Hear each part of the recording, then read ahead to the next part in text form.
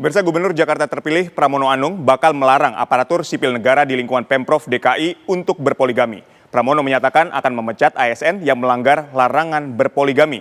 Apakah Pramono bakal mencabut peraturan gubernur soal tata cara perkawinan dan perceraian yang sudah diterbitkan?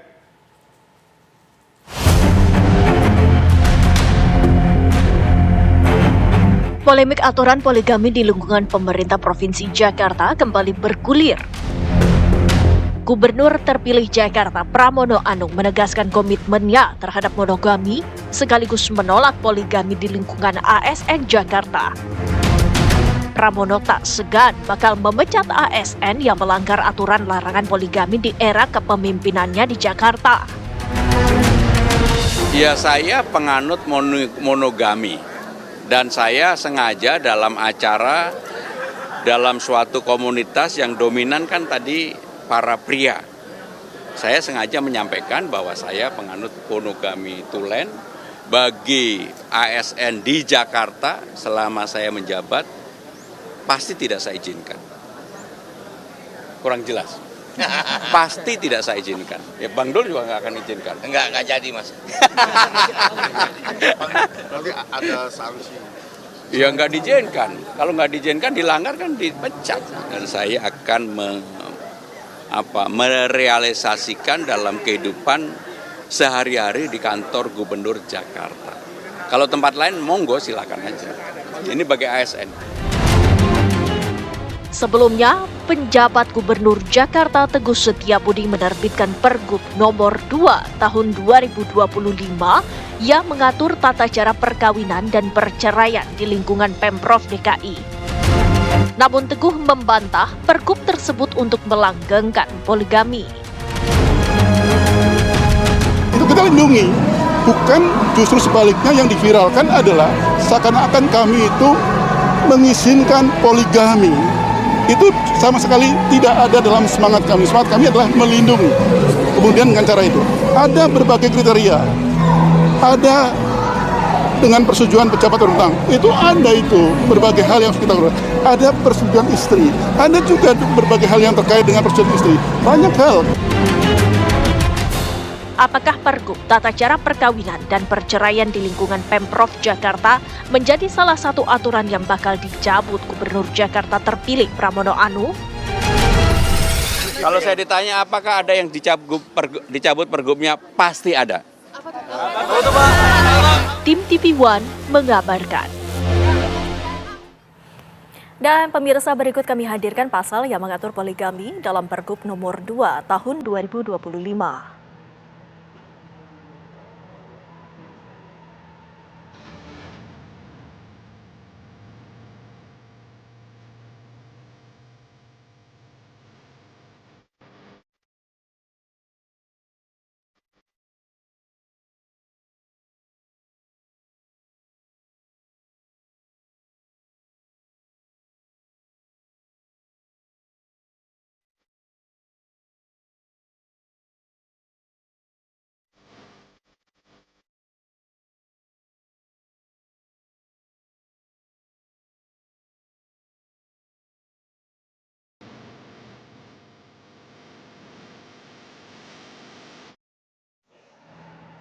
Pemirsa, pernyataan Gubernur Jakarta Pramono Anung yang akan mengeluarkan kebijakan larangan poligami di lingkungan ASN Jakarta menjadi sorotan. Pramono juga akan memecat ASN Jakarta yang nekat melakukan poligami. Akankah Pramono Anung mencabut Pergub nomor 2 tahun 2025 yang mengatur perkawinan dan perceraian di lingkungan Pemprov DKI? Seberapa urgen masalah poligami sampai diatur dalam peraturan gubernur?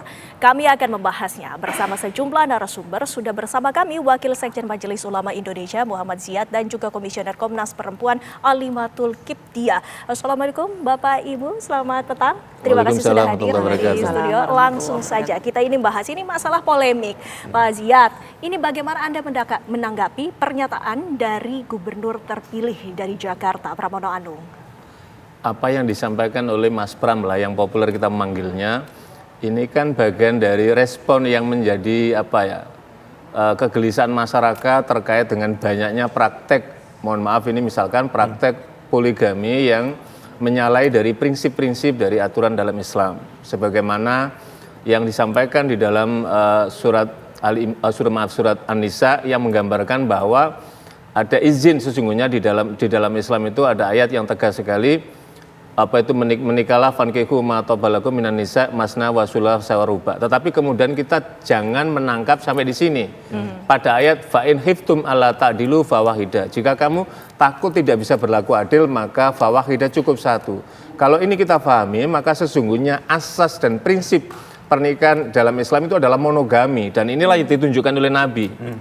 Nabi menikah dengan Khadijah yang cukup lama dan kemudian punya anak dan sampai meninggal beliau tidak menikah, bahkan beliau beberapa tahun pada saat itu riwayat menyebutkan 1 tahun, ada riwayat menyebutkan 2 tahun baru kemudian melakukan. Ayat ini harus kita tangkap dalam konteks itu gitu loh.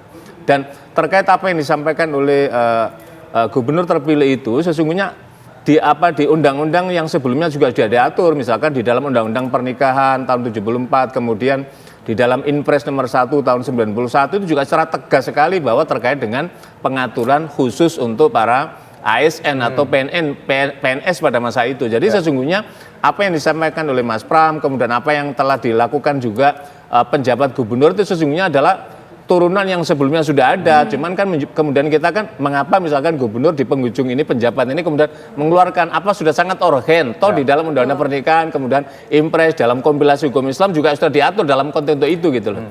Tetapi dalam kaitan ini Majelis Ulama Indonesia juga melakukan pentingnya untuk melakukan literasi pada masyarakat kita, mengedukasi dan meliterasi terkait dengan pernikahan dan kemudian asas pernikahan, bagaimana membangun prinsip pernikahan yang menjadi prinsip adalah sakinah mawaddah, kemudian bagaimana ketika ini tidak tercapai, maka disitulah kemudian di dalam Kementerian Agama itu kan ada catin calon pengantin kan sudah ada pembekalan yang luar biasa lah.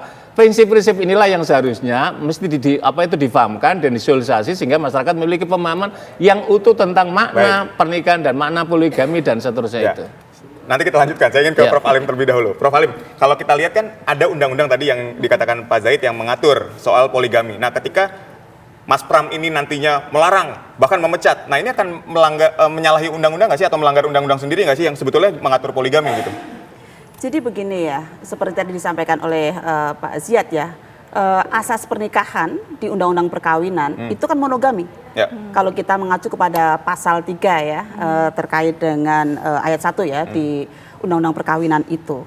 Kemarin Komnas Perempuan juga sudah menyampaikan rilisnya yang pertama ketika itu menjadi polemik ya, bahwa syarat-syarat poligami itu kan kalau kita lihat ya itu kan diskriminasi banget ya kepada perempuan ya, misalnya terkait dengan bagaimana tidak bisa melayani, apa standarnya bisa melayani ya, lalu tidak mempunyai keturunan, lalu dia mengalami disabilitas, itu kan sesuatu yang diskriminatif dan juga subjektif gitu. Karena itu kita tahu konstitusi kita jelas ya mengatur di pasal 28 ya bahwa setiap warga negara itu harus bebas dari perlakuan yang diskriminasi termasuk di dalam keluarga begitu. Nah karena itu kalau kita lihat misalnya data di Komnas Perempuan ya Catahu tahun 2023 perceraian karena alasan poligami itu lebih dari 700 kasus.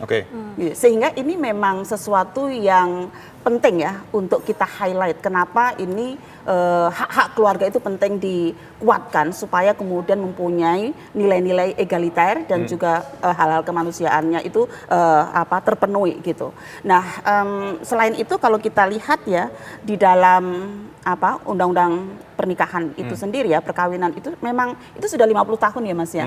Jadi kayaknya memang perlu direview kembali deh gitu ya, termasuk syarat-syarat poligami yang ada di situ begitu. Dengan sudah 50 tahun ini peraturan, tapi ternyata masih menjadi polemik. Nanti dibahas lagi ya Bu, selepas jeda kami masih akan mendalami mengenai isu ini sesaat lagi.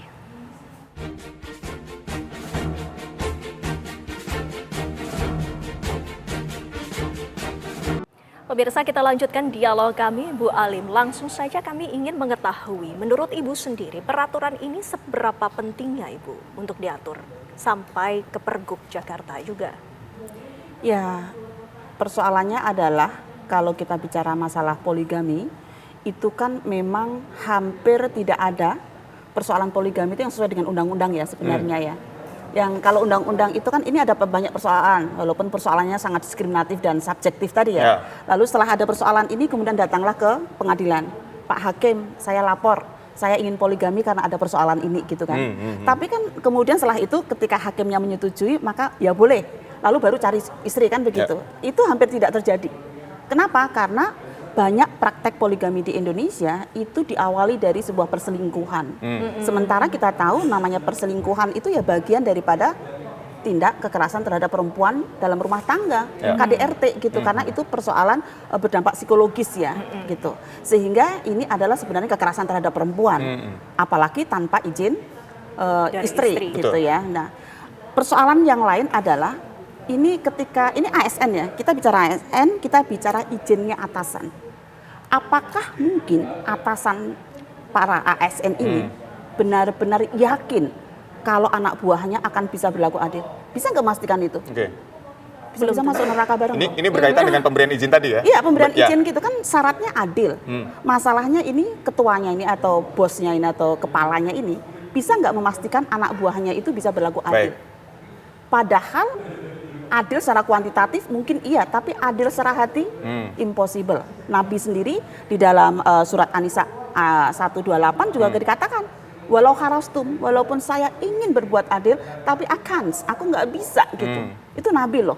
Sehingga pada dasarnya kembali lagi seperti statement awal tadi, bahwa prinsip pernikahan di dalam Islam ataupun di dalam pengalaman-pengalaman perempuan yang karena banyak KDRT, banyak perselingkuhan itu adalah monogami gitu.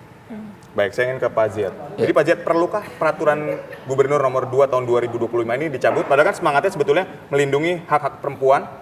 Dalam peraturan itu kan sangat sulit bagi seorang ASN untuk melakukan poligami karena syarat-syaratnya begitu banyak yang harus dipenuhi. Iya, apa yang dilakukan oleh penjabat gubernur ini sesungguhnya di atasan kan sudah ada di Undang-Undang Pernikahan, kemudian Impres 91 sudah diatur gitu loh. Makanya kita kemudian melihat apa urgensinya di penghujung kemudian ini, ataukah memang sudah sedemikian luasnya praktek poligami yang tadi disampaikan oleh Mbak Alim tadi itu, kemudian ada penyimpangan diawali dengan perselingkuhan untuk, untuk pegawai yang ada di PSN yang ada di DKI sehingga kemudian diatur gitu loh. Tapi satu hal yang harus kita garis bawahi Mas Adit, bahwa memang sekali lagi prinsip di dalam Al-Quran itu menjelaskan adalah prinsip pernikahan itu adalah monogami. Tetapi kita juga tidak bisa menutup mata bahwa tidak ada sama sekali tentang poligami, bahwa ada praktik poligami itu, tetapi kan dengan persyaratan yang amat sangat ketat. Karena begitu ketatnya itulah maka khusus untuk PNS kemudian diatur gitu loh. Tetapi kan kemudian ini ada orang yang kemudian salah kaprah dalam menerapkannya. Karena itu kembalilah kepada prinsip dari pernikahan itu kan untuk menimbulkan adanya sakinah mawaddah rahmah tadi itu, maka kemudian wain hiftun tadi, fawakita tadi itu yang kita monogami yang tadi itu yang kemudian yang kita pegangi gitu.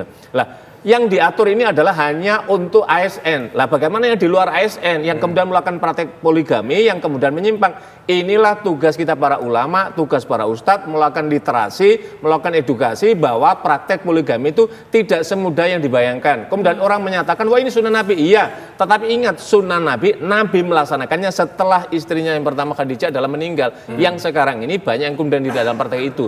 Tetapi kata Syekh Muhammad Abdu bahwa adanya praktek poligami itu dengan istilah adalah emergency exit. Lah, kemudian sekarang kan dirumuskan apa itu emergency exit. Inilah saya kira tugas pemerintah untuk ASN itu gitu. Pak Ziad, ini kan tidak sembarangan ini untuk pemecatan yang menjadi sanksinya. Apakah ini tepat? Nah, kalau soal pemecatan itu kan kewenangannya daripada aparatur negara. Dalam hal ini adalah konteks atasan tadi itu. Makanya tadi yang disampaikan oleh Bu Alim tadi itu dengan atasan mengetahui nggak prakteknya adil. Para pemirsa, bahwa adil itu adalah dalam konteks sikap dan perilaku. Tidak ada orang bisa adil dalam konteks perasaan yang tadi dimutip dengan praktek Nabi. Tetapi Nabi itu dibimbing oleh wahyu. Nabi itu dibimbing langsung oleh Allah. Lah kita nggak dibimbing, maka inilah pentingnya untuk dipelajari. Karena itu tidak semua orang, tidak sembarang orang, tidak semua aparat, tidak semua pejabat bisa melaksanakannya. Fahami dulu tentang bagaimana konteks Islam. Lah, MUI dalam hal ini, MUI adalah sebagai sodihul hukumah, mitra pemerintah. Tentu kalau ada yang kurang ya kita bimbing pemerintah, kita bisiki. Ketika benar ya tentu kita dorong untuk penerapan secara baik. Tapi kita kembali pada konteks bagaimana peraturan yang sudah dikeluarkan Undang-Undang Pernikahan dan Impres tahun 91. Saya kira itu sudah bagian dari. Saya ingin ke Prof. Alim. Prof. Alim, ini kan sebetulnya poligami ini, aturan tentang poligami ini didasarkan pada tingginya angka perceraian dan perselingkuhan yang terjadi. Nah, menurut Anda sebenarnya solusinya apa sih supaya selain berpoligami tentunya untuk si perselingkuhan dan perceraian ini, karena Anda adalah Komnas Perempuan seperti itu? Ya, kembali kepada bagaimana kita tujuan sebuah pernikahan ya. Tujuan sebuah pernikahan itu kan untuk ketenangan. Kira-kira dengan poligami jadi tenang atau tidak? Jangan-jangan tenang untuk suami tapi meradang untuk istri, ya kan? Karena ada perempuan lain kan gitu. Sehingga menurut saya sih penyelesaian perselingkuhan, penyelesaian perceraian itu bukan kemudian poligami ya.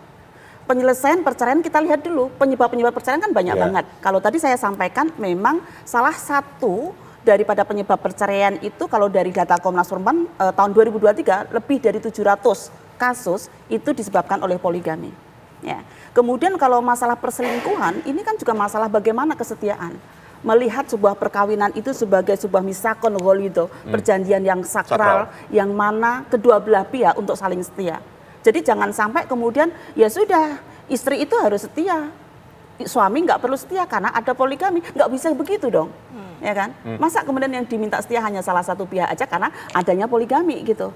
Karena itu ya suami istri ya harus saling setia ya. Kebetulan selain saya di Komnas Perempuan kan saya juga anggota Tarjih Mas di pimpinan pusat Muhammadiyah ya.